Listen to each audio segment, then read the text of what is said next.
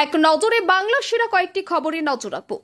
তৃণমূল কংগ্রেসের সাংসদ মহুয়া মিত্রের মন্তব্য ঘিরে তোলপাড় বাংলার রাজনীতি এবং ক্ষোভ প্রকাশ করেছেন মতুয়া সম্প্রদায়রা। মতুয়া সম্প্রদায়ের ইঙ্গিত করে তিনি বলেছেন যে সারা বছর তৃণমূল কংগ্রেস ভোটের সময় সনাতনী।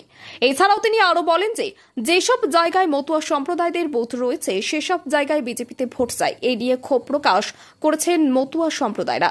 তারা বলেছেন যে তাদের অপমান করেছেন তৃণমূল কংগ্রেসের সাংসদ মহুয়া মিত্র। ধর্মতলায় ভাষা মঞ্চ ভারতীয় সেনার দ্বারাই খুলে দেওয়াকে কেন্দ্র করে উত্তাল বাংলার রাজনীতি। এবার তৃণমূল কংগ্রেসের বিরুদ্ধে বিস্ফোরক মন্তব্য দিয়ে বসলেন বিজেপি নেতা দিলীপ ঘোষ। তিনি বললেন, তৃণমূল কংগ্রেস দেশবিরোধী কাজ করেছে, এর ফলে পশ্চিমবঙ্গ ভারতবর্ষ থেকে আলাদাভাবে যাবে কিনা সেটাও নিয়ে প্রশ্ন উঠেছে। তার এই মন্তব্য ঘিরে উত্তাল বাংলার রাজনীতি। রাতে গ্রেপ্তার করেছিল বিজেপি নেতা রাকেশ সিংকে কলকাতা পুলিশ। আদালতে তোলার আগেই পথে নামল দুই দলের কর্মী সমর্থকরা। বিজেপি ও কংগ্রেস পতাকা নিয়ে স্লোগান করতে থাকে কর্মী সমর্থকেরা। কেউ বলে মোদি মোদি, অপরদিকে শব্দ ওঠে চোর চোর। এসআইআর রাজ্য না হলে বিধানসভা ভোটে রাজ্য হতে দিব না, বিস্ফোরক মন্তব্য করেন বিজেপি বিধায়ক। তার মন্তব্য ঘিরে উত্তাল বাংলার রাজনীতি। উল্লেখ্য, মালদার ইংলিশ বাজারের বিজেপি বিধায়ক শ্রীরূপা মিত্র চৌধুরী একটি সাংবাদিক সম্মেলনে বলেন যে এসআইআর যদি না হয় এই রাজ্যে, তাহলে পরের বছর বিধানসভা নির্বাচন হতে দিব না, প্রয়োজন হলে নির্বাচন কমিশনের সামনে ধর্নায় বসব। তার এই মন্তব্য ঘিরে উত্তাল বাংলার রাজনীতি।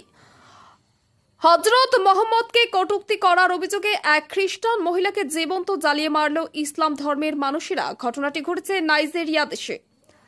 প্রদেশ কংগ্রেসের বিধান ভবন ভাঙচুরের ঘটনায় জামিন পেলেন না বিজেপি নেতা রাকেশ সিং। 8 সেপ্টেম্বর পর্যন্ত জেল হেফাজতে রাখার নির্দেশ আদালতের।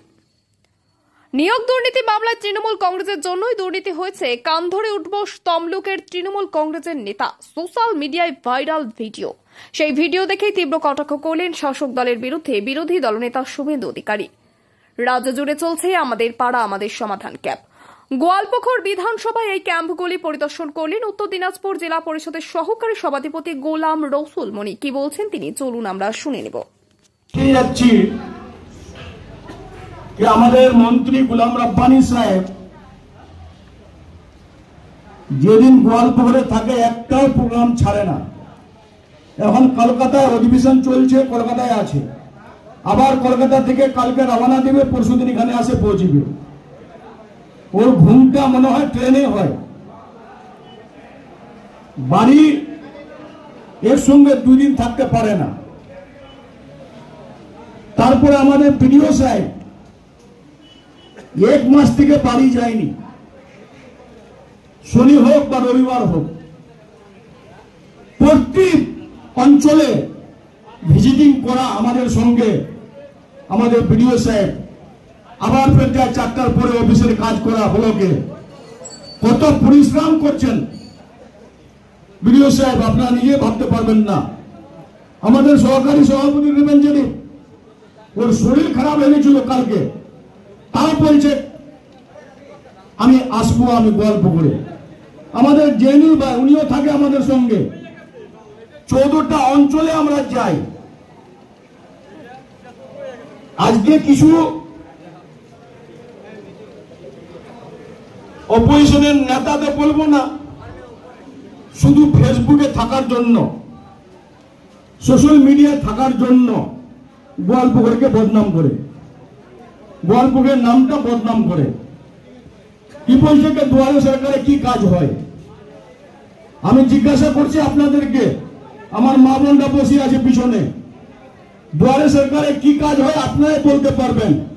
আজকে ডেট অবধি, যেদিন থেকে দুয়ারে সরকার শুরু হয়েছে, স্টার্টিং হয়েছে, 95,000 মা বোনদের লক্ষ্মীর ভান্ডার হয়েছে আমাদের গোয়ালপুকুরে।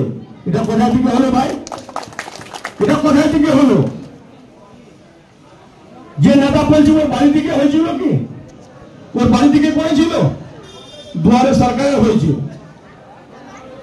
ডিসেম্বর অবধি আমরা, এই বছরের ডিসেম্বর অবধি আমরা 1 লাখ পৌঁছায় যাবে লক্ষ্মীর ভান্ডার। আমাদের গোয়ালপুকুরে মা বোনরা পাবে 1 লাখ লক্ষ্মীর ভান্ডার। 1 লক্ষ লক্ষ্মীর ভান্ডার যদি আমাদের গোয়ালপুকুরে মা বোনরা পায়, তাহলে 341টা ব্লক আছে। কর্তৃপক্ষকে কত পায়, আর কিছু ফেসবুকের নেতা হোয়াটসঅ্যাপের নেতা আসে আবার বলে যায়।